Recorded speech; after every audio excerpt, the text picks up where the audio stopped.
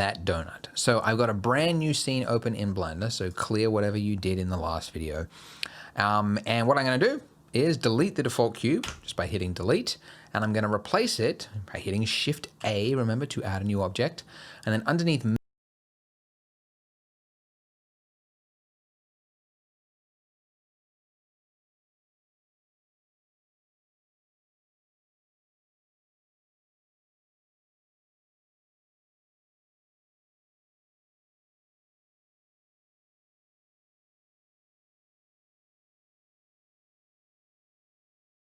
mesh, we've got the base meshes that you can start with. So you want to start with something that looks closest to what you want to create, which is add a new object, whatever you did. Start making that donut. So I've got a brand new scene open in Blender, so clear whatever you did in the last video. And what I'm going to do is delete the default cube just by hitting delete, and I'm going to replace it by hitting Shift A, remember, to add a new object, and then underneath mesh, we've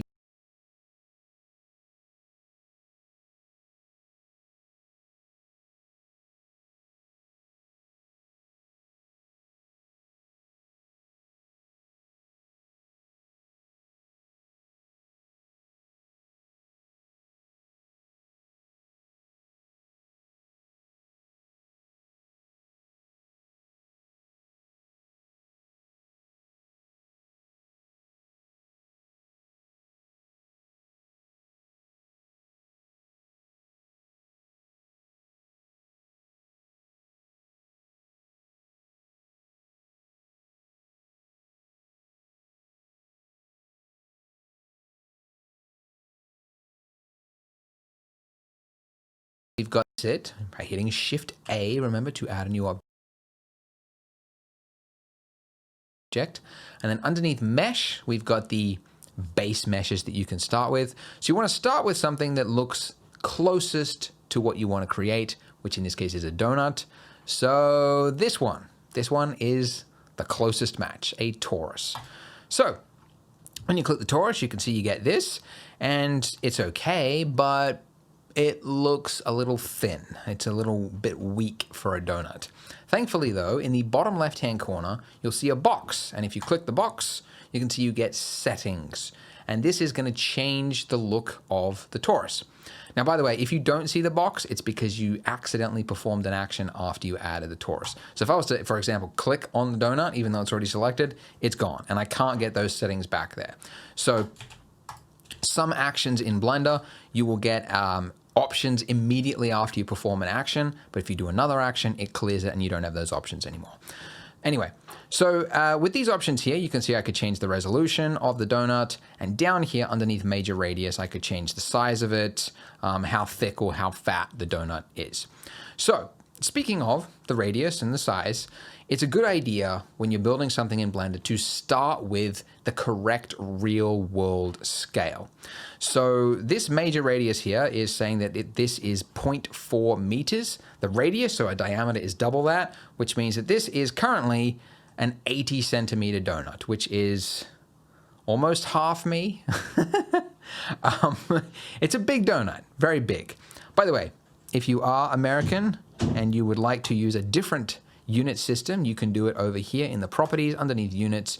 You can change your unit system to imperial, and then it will use feet and inches and penny farthings or what other crazy units you guys have come up with. You can use that if you want, but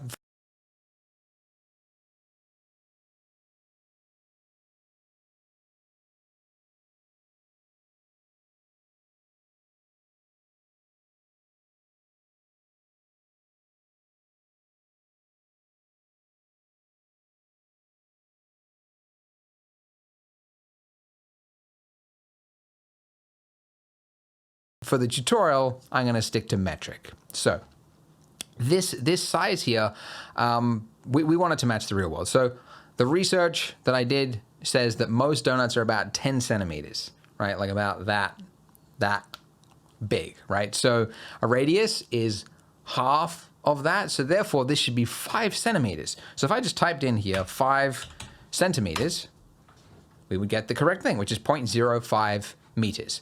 And then if I adjusted my minor radius, I mean, there's obviously no measurement for this, but like, you know, how fat the donut is totally up to you. If you want it to look like chubby, you can, you know, go like that. But I don't know, I think something around like 0.28, I think that looks pretty good. Maybe 0.26. I think that's what I used previously times the times that I did it. But anyways, like that. There we go. That's the one. That's the size I'm going to use. And then the other thing is the resolution of our donut. Now, you might think that you would want to use as high a resolution as possible, right? Because I remember I did that when I was starting out with Blender. Every new object I added, I used the most vertices I could, most highest resolution, not realizing that actually what you want to use is the lowest resolution and then use a subsurf modifier, which we'll get to next, to smooth it out, because then you've got less vertices to work with. It's easier to work with a lower res mesh than a higher res. Anyway, point is we want to set this to something low, but something that will at least have the correct overall shape that we want. So, you know, something like this. And also I want to keep the size of these faces. I want to keep them close to square, like as square as possible, I want to say. And you're not to know it because, you know, you're just starting out. But the reason for this is later on down the road, we're going to use displacements. And it's much better if you've got square faces for displacements. So anyway, something like that is pretty good. So these are the settings I'm going to use. You have a second to use it. And we're done. Okay, that's it. We have the donut ready to go. So, and we're done.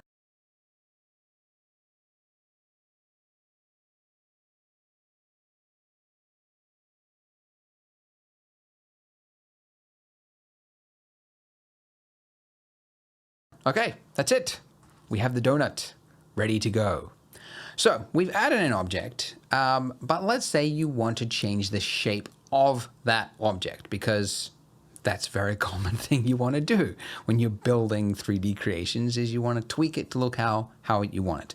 So right now, this is the most perfect donut that ever existed in the history of the world. You could have like a donut competition and no one would ever be able to make as perfectly round and smooth shape as this, right? Because computers make things that are perfect and in the real world they're not. So that's why imperfection is the virtual perfection, which is a quote by someone, but it's very true.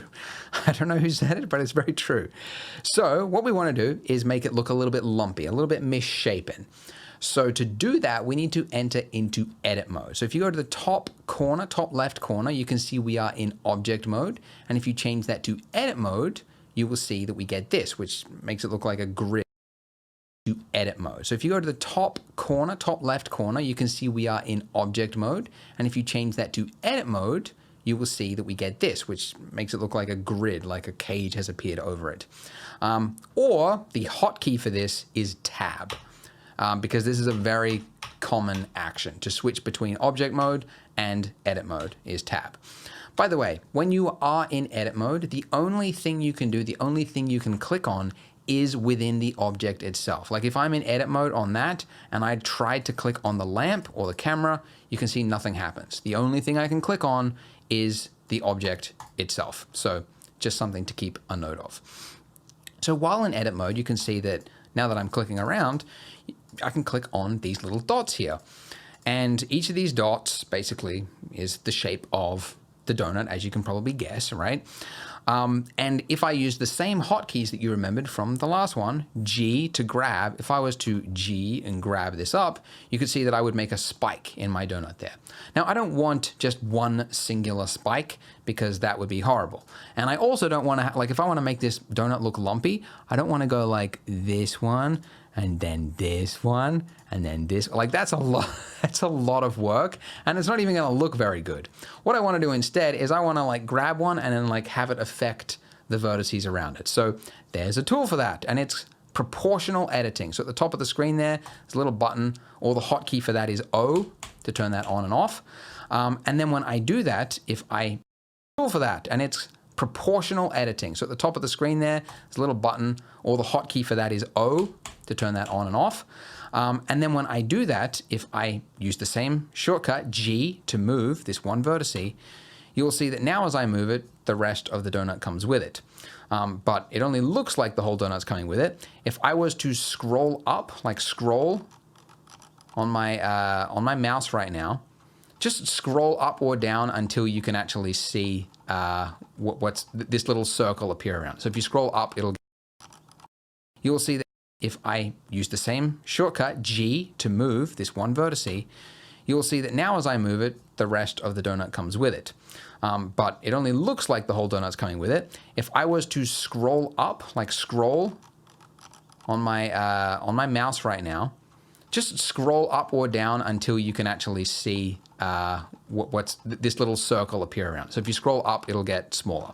So anyways, if I do this, you can see that I can affect the area of vertices around it, right? So what I want to do is just I want to make it look lumpy. So around that sort of area, and I'm going to hit Z because I'm moving it and I want to move it along the Z axis. So it's just going up. And now you can see I've got part of the donut, which is a little bit lumpy. That's actually probably a little bit too lumpy. So let me just undo that and let's try it again.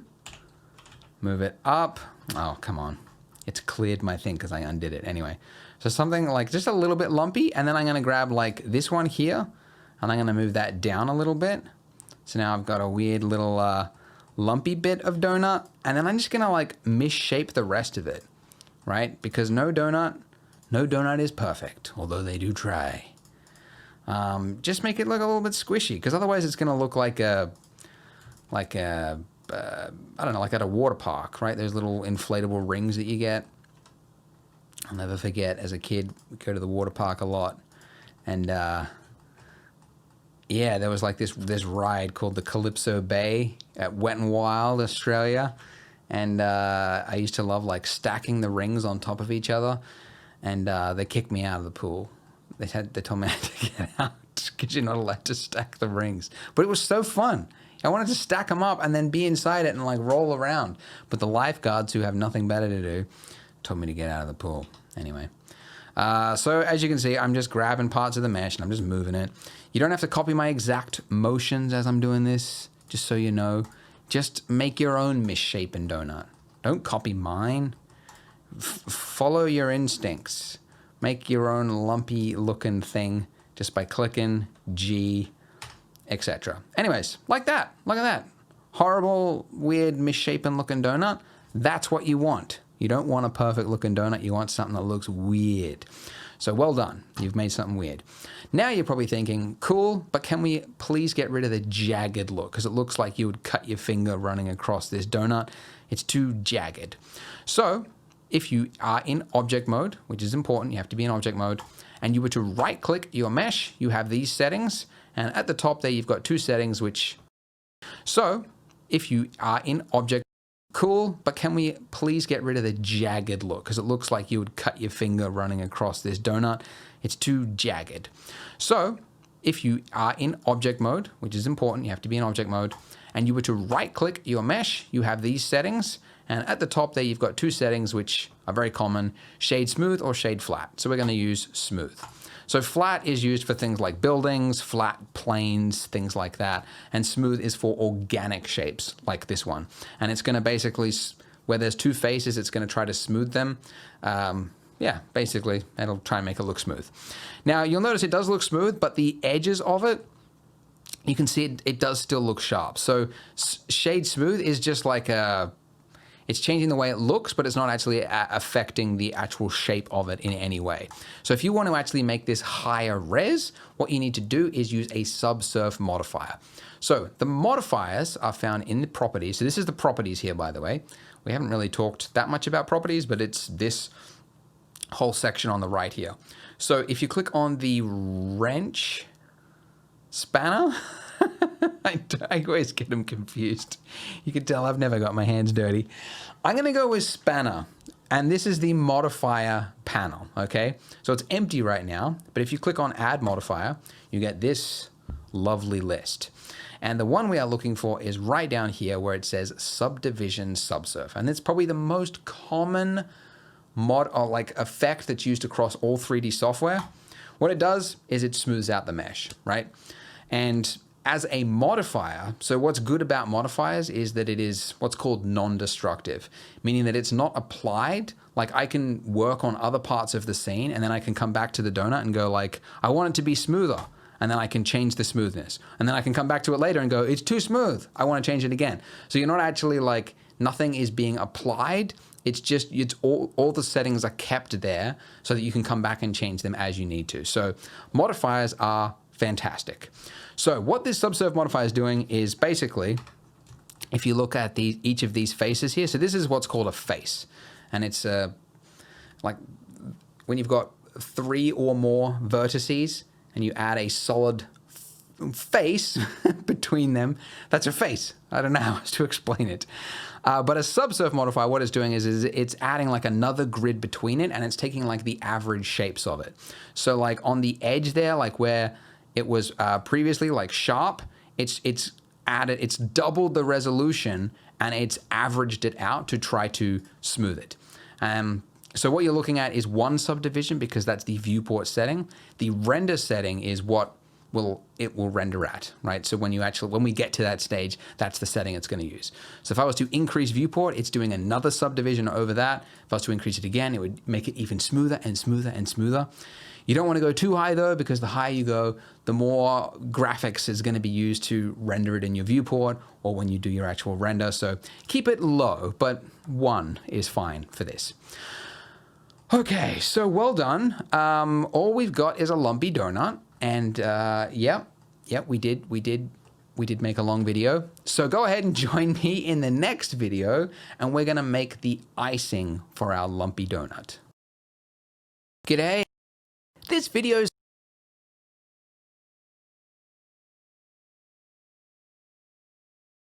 If you're a 3D artist, you need to know Blender. It's completely free and is exploding in popularity right now. I've been using it for 15 years, and now I'm passing that knowledge on to you in a free YouTube tutorial series. You'll learn how to make this donut, and in doing so, learn the most common features of Blender, like the user interface, navigation, modeling, materials, lighting, and much more. So buckle up and get ready to make some virtual donuts with me. G'day.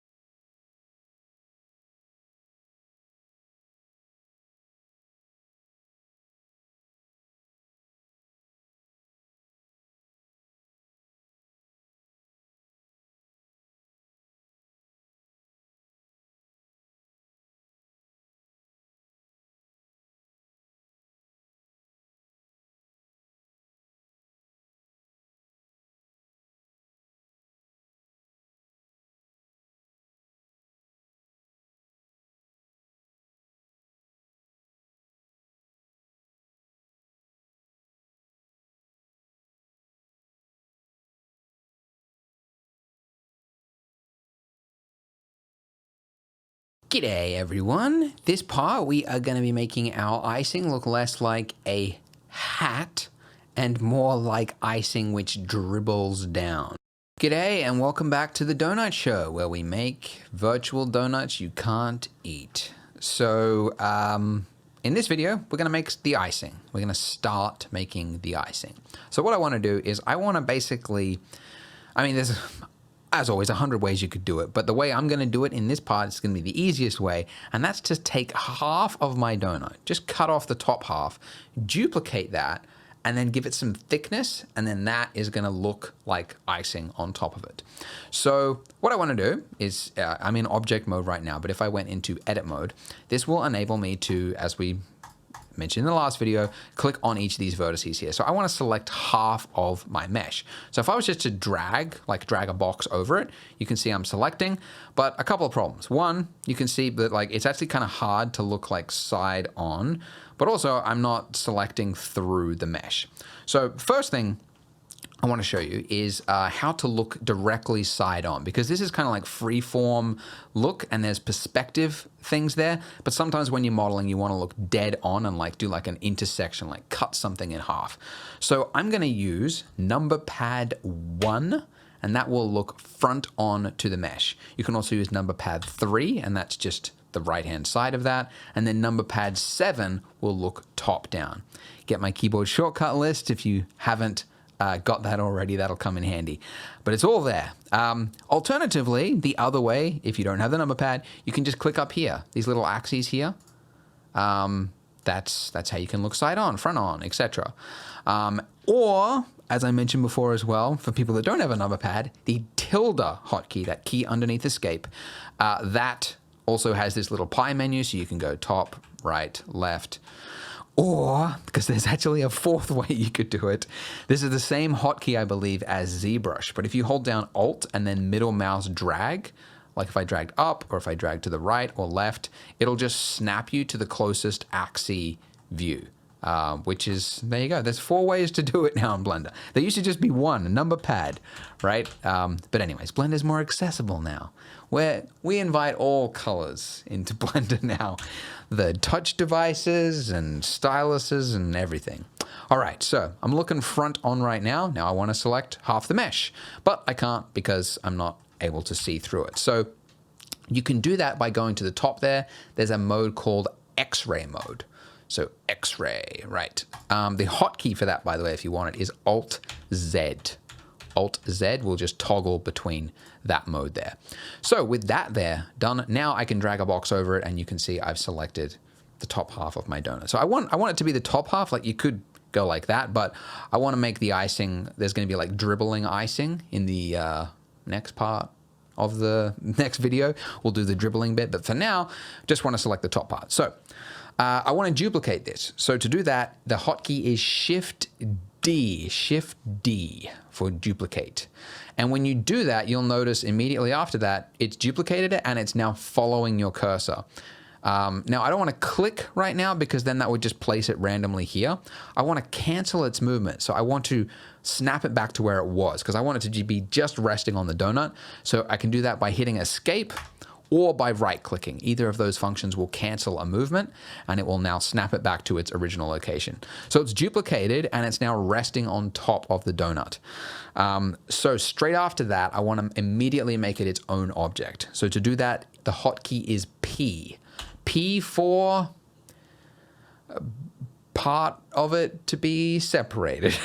I don't know why it's P. It's been P forever. But P for penguin. That's a good way to remember it. I don't know why I said that. We're going to select selection. Okay, selection. All right. So now that I've done that, if you exit out of edit mode into object mode with tab, by the way, you can see we have 2 objects. Ta-da! And by the way, we haven't talked about the outliner, but it's this section in the top right-hand corner. It actually displays all of your objects. So if you click this little drop down, you'll see all the objects that are currently in your scene. So you can see we've now got 2 objects called torus. So actually, this is a good point. We should probably give them names right now. So I can double click this and I can call it icing.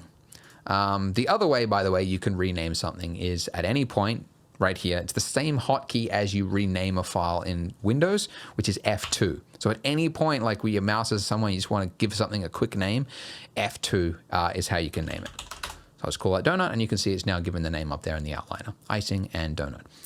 Just a quick thing, by the way, when we duplicated this, there's going to be some people following this tutorial that, and I'm just ignore this if you didn't do this, but some people are stuck right now because after they duplicated the icing, they right click and then they click something else. And now you have a horrible problem, the worst problem ever. You can see you've got mesh that is intersecting other mesh and you don't know how to select part of the mesh, like the mesh that's on top of it. And it's the worst problem, worse than Hitler. But if you have this problem, what you want to do is there's a hotkey, Control L. If you've got like one vertice selected, Control L will select all of its connected vertices. So I'm saying this because some people will be stuck at this point and they'll be like, I can't continue. So that's how you do it. You select part of the mesh. Anyways, I'm going to delete that. And now we've got our donut and our icing. Ta-da! Okay, so it's now sitting on top. Hooray for us. By the way, this is my third time recording this video, so I accidentally haven't done this. But by default, this is what you'll see. No, one more. There we go. When you try to zoom into your donut, you'll see that it's like it's like cutting into your donut, and it's very annoying. It's just because the clipping amount for Blender, like as a default, is set like quite high, like the start clipping, which means that, because Blender's designed to work for like large scale scenes, and we're working at like 10 centimeters right now, really small. So this, I'm pushing N for Nelly. Nothing to do with properties, but it brings up the properties sidebar, or you can click the little arrow up there and drag that out. Anyways, clipping start, I just want to change that to 0.001. And now when I zoom into the donut, it doesn't clip, so we can actually get in close without things disappearing. Okay, I'll hide that again. Okay, so I want to give this some thickness. The donut is paper thin. It is a paper yarmulke.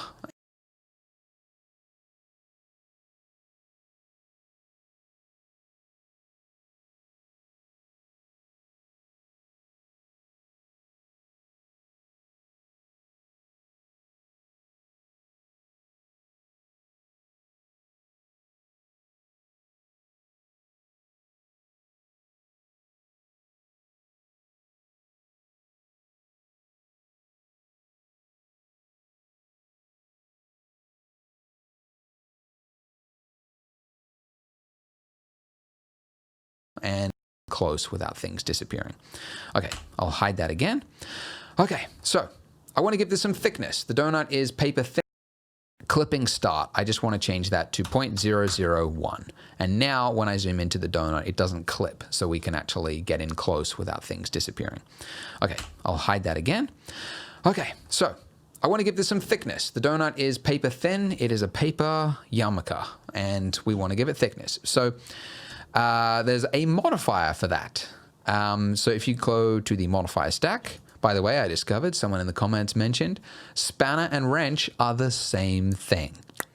Today I learned. So icing, make sure your icing selected, and we're going to go add modifier up here. And the one we're looking for is called solidify. What this does is it gives thickness to any mesh. So it basically extrudes it, and it's now given thickness to it. And you up here, and the one we're looking for is called solidify. What this does is it gives thickness to any mesh. So it basically extrudes it, and it's now given thickness to it. And you can see that. It's now a super, super thick icing. It's currently facing inwards, so that icing is pushing into the mesh itself. So there's this offset value here. If I drag that all the way up, it's now facing outwards. But it's too thick, obviously, unless you wanted a crazy amount of ice. Offset value here, if I drag that all the way up, it's now facing outwards. But it's too thick, obviously, unless you wanted a crazy amount of icing like they do for like cream cheese on bagels, right? It's just like, here's a kilo of cream cheese on a bagel. Too much. So what I want to do, just change this thickness amount to something reasonable. So I'll just type in, I don't know, 0.002. We'll give you 2 millimeters of icing. Maybe I'll add a 5 at the end there, just to, you know, it looks nice if it's like a juicy, thick icing on top. It's so gross. Dear. All right. So one final thing before we get to the next video. Hey, we're making good time. I want to move, because you can see like on the edge here, like that's a hard edge for that icing. You could cut your teeth on that edge there. It's a hard and right angle. And that's because what we've got is we've got the subsurf modifier. It's smoothing it out, but it's doing that first, and then it's doing the solidify step after it, and it's giving it a hard right angle edge. So I want to swap those around because it works top to bottom. So I'm just going to hit the up arrow. Now it's solidify first, and now we've got a rounded edge for that icing there. Yay for us. Cool. So we will, in the next part of this tutorial, we will go in and edit it, and we'll actually start to make it look droopy, like it's dribbling down a little bit. So go ahead, click here to watch the next video, and I will see you there. G'day, g'day, g'day, and welcome back to the Donut Show, where we make virtual donuts you can't eat.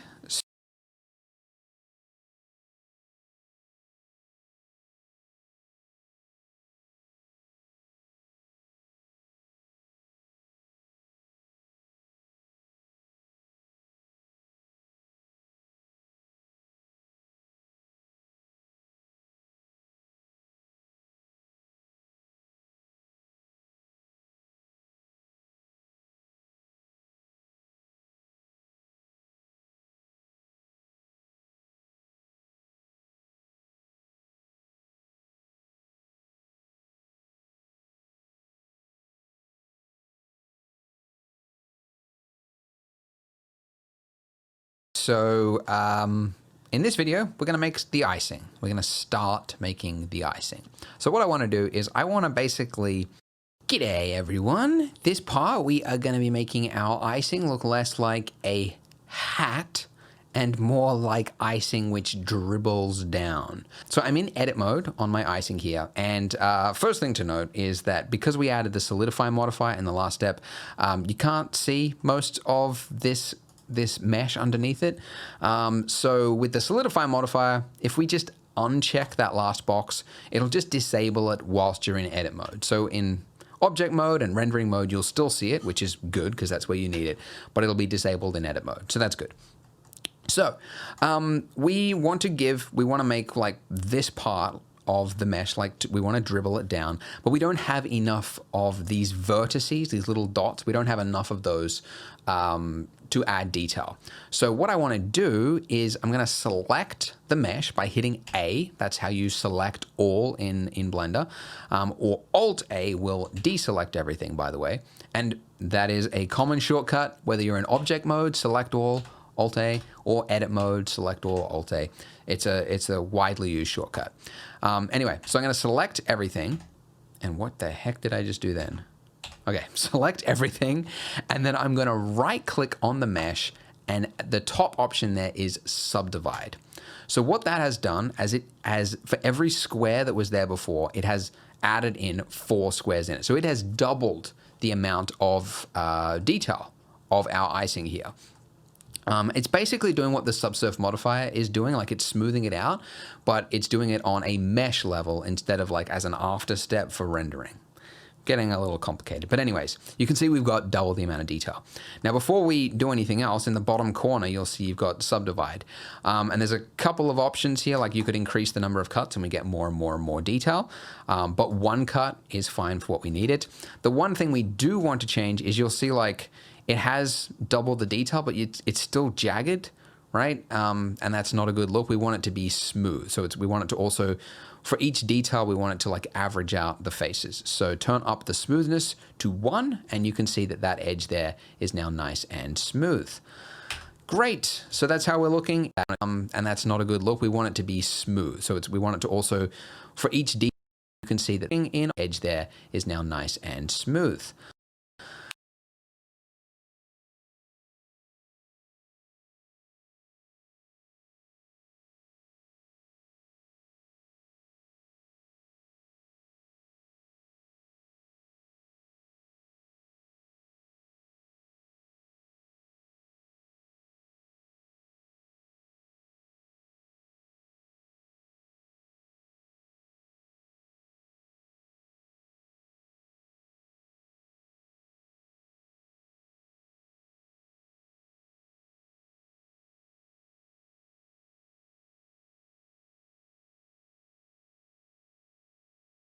Great. So that's how we're looking in object mode right now.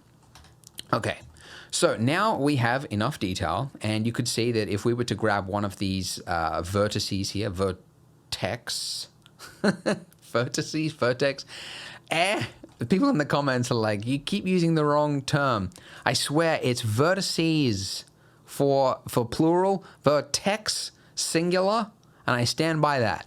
I don't know. If I was to grab a single vertex here and I was to pull it down, and I want to use proportional editing for this. I want to keep that turned on. But if I was to do that, you can see the rest of the icing comes with it. And I really only just want that edge there. So what I'm going to do is I'm going to select that edge there. And this is a common shortcut. I know I'm throwing shortcuts at you like it's rice at a wedding. I don't know where that's from. But it's Alt left click. Okay, so if you're on an edge there, just hold down Alt and then left click, and you're selecting an edge. That's the whole, you can select the whole loop like that as well, like the whole loop, or in this case, yeah, just the whole edge, right? So with that selected there, I'm gonna invert my selection, which you could do by going to select invert, or you can just remember the hotkey, which is Control I. And then another hotkey is hide. So I'm gonna temporarily hide this by hitting H, okay? To bring that back, it's Alt H, and then H is hiding it. So it's just temporarily taking it away so that you don't affect it, right? Okay, so woo, we finally got an edge with enough detail that we can start adding in detail. So what I'm going to do is I'm going to select one of these little one singular vertex, and I am going to move it down. Okay, now one thing you'll note is that when you do this, if you were to move it down here, using proportional editing as well, it'll start to go through the donut. And, you know, you could move around and then pull that part out, etc. That's very fiddly. It would be great if the vertices stuck to the mesh underneath it. And we can do that by going up here. There is a snapping option. So you can snap by turning that on, and then we want to vertices stuck to the mesh underneath it. And we can do that by going up here. There is a snapping option. So you can snap by turning that on, and then we want to change what it snaps to. By default, it's increments, which means that like it'll stick to singular like grid floors, right? Which is definitely not what we need. We instead want to change it to face. So snap to face. And then if I pull it down, you'll see that it is sticking to the face. But I don't want definitely not what we need. We instead want to change it to face. So snap to face. And then if I pull it down, you'll see that it is sticking to the face. But I don't want just that to stick to the face. I want all of them to stick to the face. So I'm going to select project individual elements. And then when I do that, all of the vertices that are being affected are going to be sticking to the underlying face underneath it. And that's what we want. Yay! Okay, so let's do that a couple of times. Let's face. Right, which is definitely not what. And then if I pull it down, you'll see that it is sticking to the face. But I don't want just that to stick to the face. I want all of them to stick to the face. So I'm going to select project individual elements. And then when I do that, all of the vertices that are being affected are going to be sticking to the underlying face underneath it. And that's what we want. Yay! Okay, so let's do that a couple of times. Let's just go around it. And you'll notice also there are different types of proportional fall off. Like, for example, if you were to use sharp, then you would get kind of like that kind of like detail, right? So that can be kind of cool depending on what sort of thing you want. So here's the thing, like this step is actually kind of, it's a little bit fiddly because you can, without, if you're not careful, you can get kind of like repetitive looking icing, right? Like, like it just looks a little bit too machined, like a little bit too, I don't know what the term is. Like it doesn't look natural. That's the term.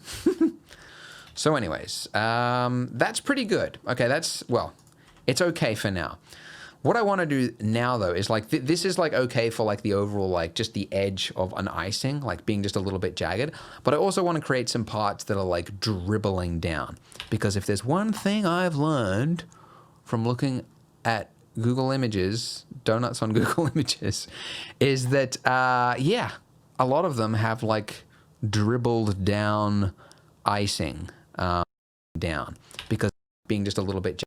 It's like, this is like okay for like the overall, like just the edge of an icing, like being just looking icing, right? Like repetitive looking icing, right? Like, like it just looks a little bit too machined, like a little bit too, I don't know what the term is. Like, it doesn't look natural.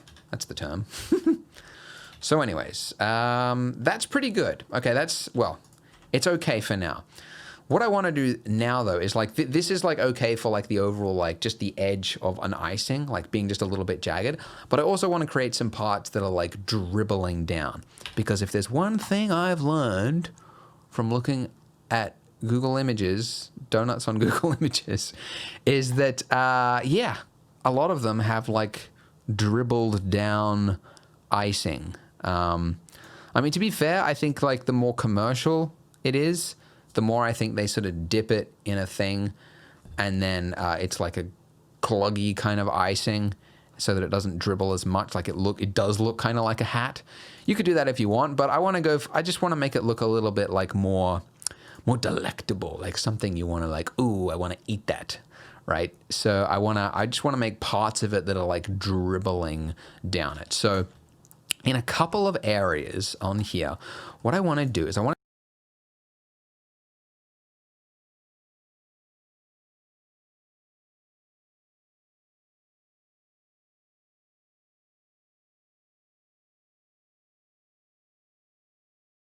to select two vertices, and then, like if I was to like drag that down, you'll see that we don't have enough detail here, right? Because like parts of it are now sticking through, because it's going to be, and don't copy what I'm doing now, but I'm just showing you like that's a huge face there. So part of it is like clipping through the donut. So I don't want to do that. What I do want to do though is I want to select two vertices, and then I'm going to hit E. So this is a new hotkey for you, but this is extrude. And now if I pull that down, it hasn't moved those two vertices there. They're staying the same, but it's created two new ones and it's pulled them down. So it's now basically creating another face. And now if I was to bring back the rest of the mesh, that is how it looks. Whoops, right there. And if you were to, obviously, the reason you're just seeing that part is because the rest of it's hidden, right? Because we temporarily hid it. But that's kind of what I want to do. So I'm just going to create, you don't want to do this too much, because this is actually, coming to, the artistic eye and everything like that. I want to help you guys make a good looking donut. In this case, I grabbed 3, you'll see. Like if you do things repeatedly without, like you want to give emphasis to things. Emphasis, what am I talking about? You want to make parts of it that stand out from the rest. So if you just did like there to there, and then did there to there, and then there to there, and did like dribbles all the way around it in even increments, it would just look fake. So you want to do it kind of randomly. So yeah, somewhere there. I'm sort of picking an area which is like already slightly like pulling down to kind of, yeah, like basically you're creating the look of, it was weighty icing, and that part had too much weight to it, and so it actually dribbled down the edge there. So this part here I'll grab as well. I'll grab 3 of these and I'll pull them down. And by the way, I'm using S to scale. So I've got 3 vertices there, and I'm just scaling, right? So this is why it's good to know those hotkeys, G, R, and S that I mentioned at the start there, because it's used everywhere. That's the good thing about Blender, is once you've learned the hotkeys, they are applicable whether you're looking at nodes, whether you're in edit mode, object mode. It's all basically the same. G, R, S. They're kind of everywhere. Unlike the Adobe suite, which has got like Photoshop, After Effects, Illustrator, they've all got like all different hotkeys, and it drives me insane. It's like, you're the same company. Why can't you just like, let's have a company meeting. Let's figure this out. Anyway, Adobe.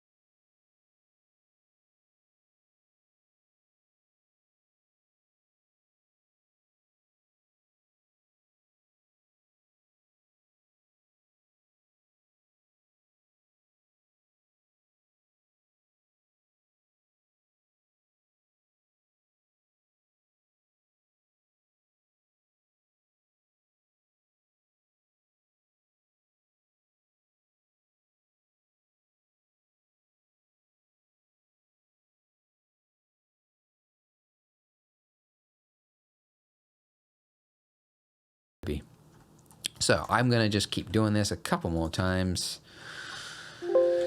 Yeah, all right. Maybe one more here. 1, 2, 3.